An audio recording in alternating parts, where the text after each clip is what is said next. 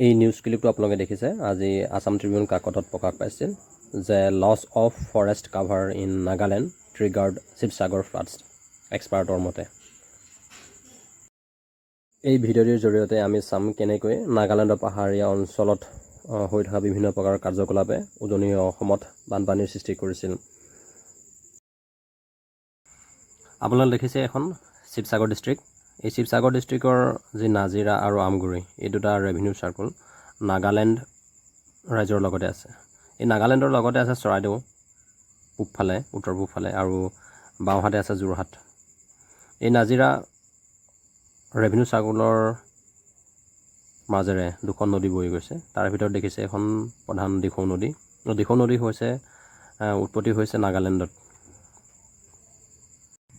এতিয়া আমি চাওঁ আহক নাগালেণ্ডৰ পাহাৰৰ কি অৱস্থা। আপোনালোকে দেখিছে এইটো নাগিনীমৰা অঞ্চল, এইটো বৰহিল পিকনিক বিহুবৰ গ্ৰাণ্ট। এই অঞ্চলৰ মাজেৰেই এইখন দিখৌ নদী বৈ গৈছে। এই দিখৌ নদীৰ কাষতে যি পাহাৰীয়া অঞ্চল নাগালেণ্ডৰ, সেই পাহাৰীয়া অঞ্চলসমূহৰ অৱস্থা আপোনালোকে মন কৰি দেখিব। উন্মুক্ত অৱস্থাত আছে, ইয়াত গছ গছনিৰ সংখ্যা নাই। এইবোৰ হৈছে ৰাস্তা। এই পাহাৰসমূহত যিবোৰ কাৰ্যকলাপ সংঘটিত হৈছে তাৰ ফলত পাহাৰৰ যি প্ৰাকৃতিক অৱস্থা, সেই প্ৰাকৃতিক অৱস্থা ইতিমধ্যে ধ্বংস হৈছে। এনেকুৱা এক অঞ্চলত যদি ডাৱৰ বিস্ফোৰণ হয়, সেই ডাৱৰ বিস্ফোৰণৰ ফলত পাহাৰসমূহৰ পৰা শিল বালি পানীৰ লগতে উটি গৈ কাষৰ নদীসমূহত পৰিব আৰু নিশ্চয়কৈ সেই নদীসমূহে এই শিল বালিসমূহ, যাক গেট বুলিও কওঁ বা চিল্টেশ্যন বুলিও কওঁ, তাক কঢ়িয়াব নোৱাৰিব। এইটো এক নৰ্মেল ঘটনা। এতিয়া আমি চাওঁ আহক এই দিখৌ নদীৰ ওচৰৰ যি পাহাৰীয়া অঞ্চল, সেই পাহাৰীয়া অঞ্চল কি অৱস্থাত আছে। আপুনি দেখিছে এখন দিখৌ নদী। দিখৌ নদী এইটো নাগিনীমৰা বিহুবৰ বৰহিল পিকনিক প্লেচ। এই দিখৌ নদীৰ কাষতেই থকা নাগালেণ্ডৰ যি পাহাৰীয়া অঞ্চল, এই পাহাৰীয়া অঞ্চলসমূহলৈ মন কৰিলে আপোনালোকে দেখিব এইবোৰ দেখিছে। ইয়াত গছ গছনিৰ সংখ্যা নাই বুলিবই পাৰি। হয়তো ইয়াত শিল বালি আদি খনন কাৰ্য চলি আছে।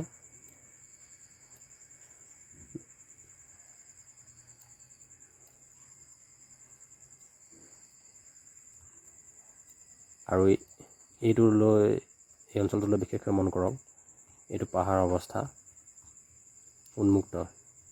ইয়াতে পাহাৰৰ ওপৰতে ৰাস্তা আছে, গছ গছনিৰ সংখ্যা দেখিবলৈ নাই। এনেকুৱা এক অঞ্চলত যদি প্ৰবল বৃষ্টিপাত হয় বা ডাৱৰ বিস্ফোৰণ হয়, সেই ডাৱৰ বিস্ফোৰণে মাটিবোৰ খহাই লৈ যাব। কাৰণ ইয়াত গছৰ শিপাই সেইবোৰ ধৰি ৰাখিবলৈ গছ থাকিব লাগিব, গছেই নাই। আপোনালোকে দেখিছে উন্মুক্ত অৱস্থাত আছে। ইয়াত বালি খনন, হয়তো শিল খনন, ক'ৰবাত হয়তো কয়লাও খননো হৈ আছে। চৰজমিন তদন্ত কৰিলে গম পোৱা যাব। এইখন দিখৌ নদী। এনেকুৱা এক অঞ্চলত যদি বৃষ্টিপাত হয়, সেই বৃষ্টিপাত গৈ বৰষুণবোৰ গৈ দিখৌ নদীত পৰিব আৰু ওচৰ পাঁজৰৰ সৰু সুৰা নদীসমূহত পৰিব। এই নদীসমূহে পানীবোৰ কঢ়িয়াব নোৱাৰিব, কাৰণ পাহাৰৰ ওপৰৰ পৰা বৈ অহা নদীয়ে শিল বালি বা চিল্টেশ্যন গেট এইবোৰ যদি লৈ আহে, তো নিশ্চয়কৈ নদীৰ তলৰ অংশখিনি বাম হৈ পৰিব আৰু অভাৰফ্ল' হৈ কাষৰ পাঁজৰ অঞ্চলত গৈ পৰিবগৈ।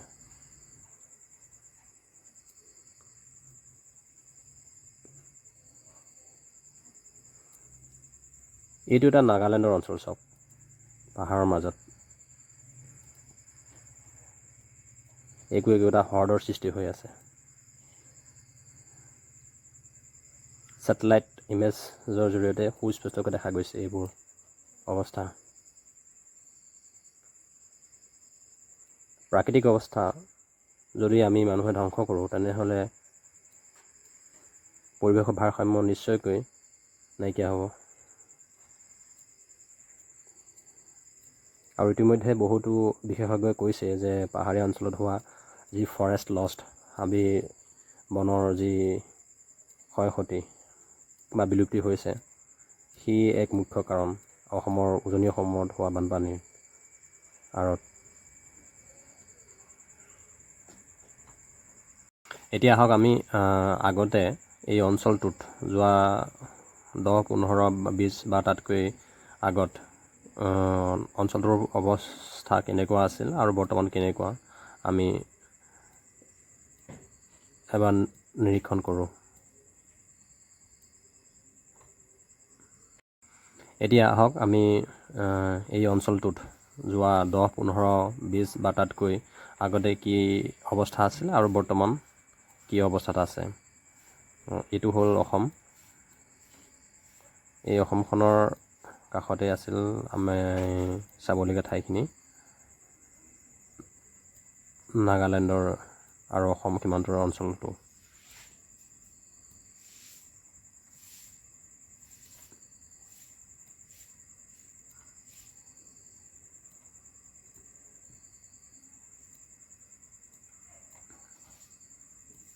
এইটো নাজিৰা অঞ্চল দেখিছে।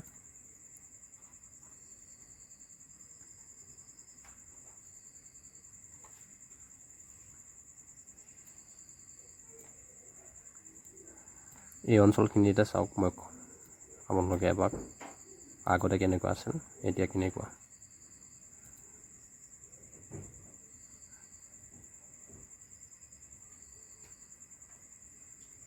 এইটো 2025 চনৰ অৱস্থা।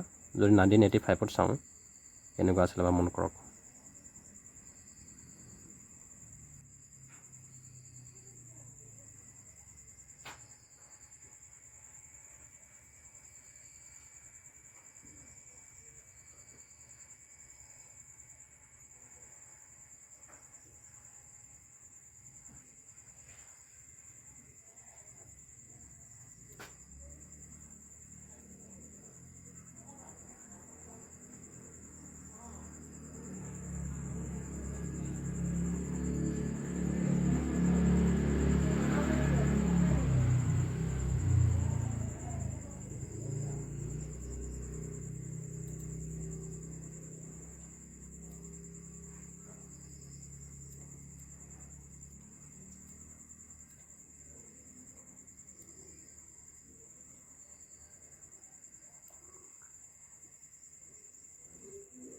2010 চনত চাওঁ আমি এপাক।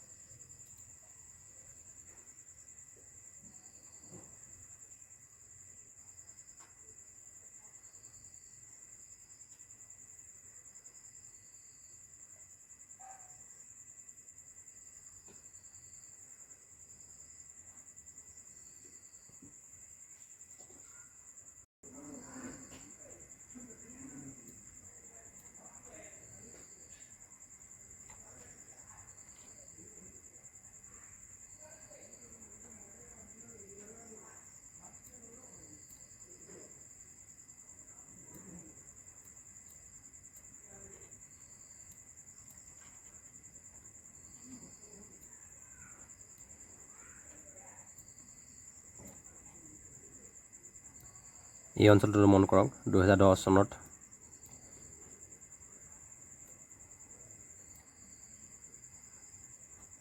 গছ গছনিৰ সংখ্যা 1985ত আৰু আছিল।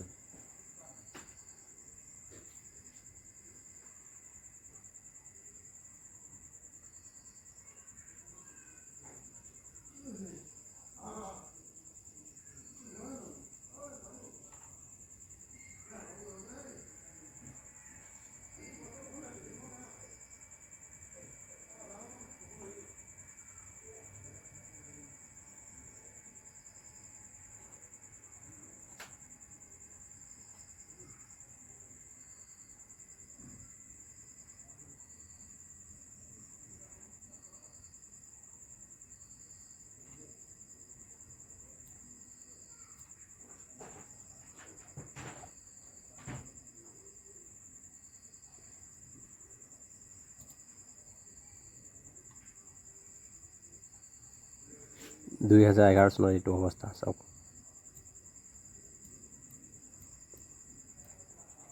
এইটো অঞ্চলে 2011 চনত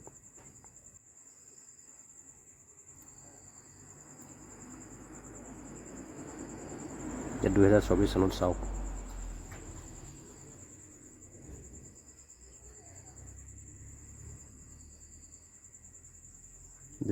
চনত এইটো অৱস্থা। এতিয়াতো 2026 হ'ল।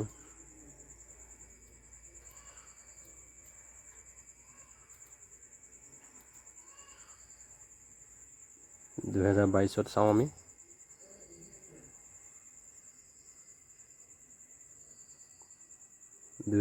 দহত আকৌ এবাৰ চাওঁ।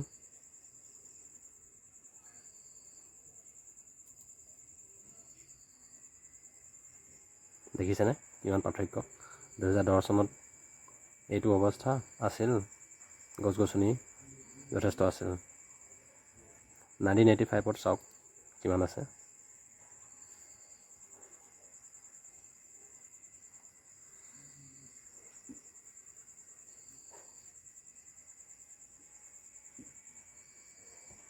ইমান স্পষ্টকৈ দেখা পোৱা নাই। ইয়াৰ আগৰ তথ্যসমূহ উপলব্ধ নহয়। যদি পেইড ভাৰ্চন আপোনালোকে ইউজ কৰে বা অন্যান্য প্লেটফৰ্ম ইউজ কৰে তেনেহ'লে তাত সুস্পষ্টভাৱে গম পাই যাব যে কিমান পাহাৰৰ ক্ষয় ক্ষতি হৈছে। এতিয়া এইটো 2010 চনৰ অৱস্থা। আপোনালোকে চাওক 2024ত মই যদি দেখুৱাওঁ, এইটো 2024 এইটো, এতিয়া 2010 চাওকচোন আকৌবাৰ। দেখিছেনে এইখিনি গছ গছনি কিমান আছিল, আৰু এতিয়া 2024 চাওক এইটো অৱস্থা। এই অঞ্চল এনেকুৱা এটা এক অঞ্চলৰ পৰা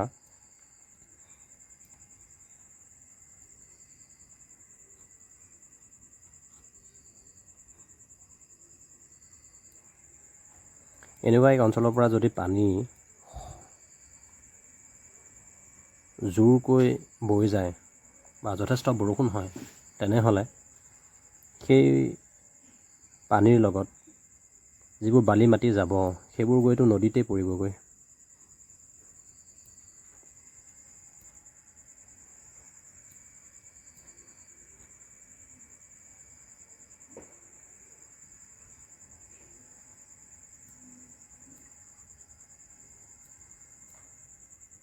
আৰু এটা নাগালেণ্ডৰ অঞ্চল চাওক।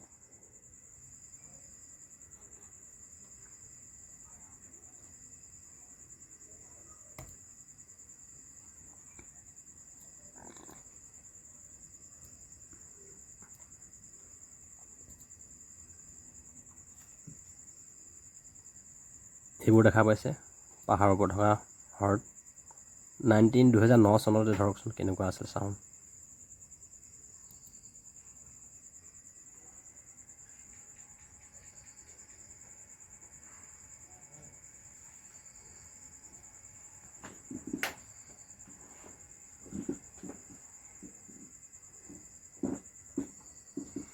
ইমান সুস্পষ্ট নহয় ছবিখন।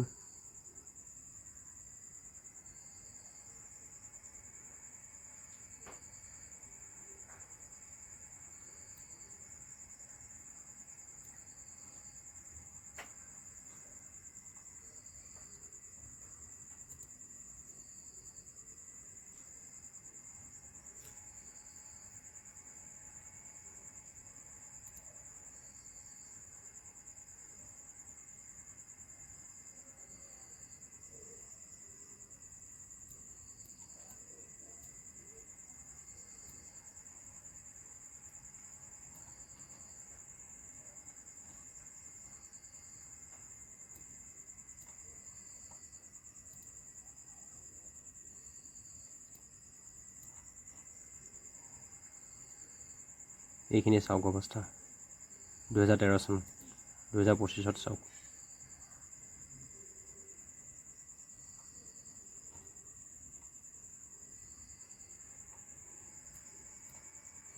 এইটো অৱস্থা 2013লৈ বা যাওকচোন।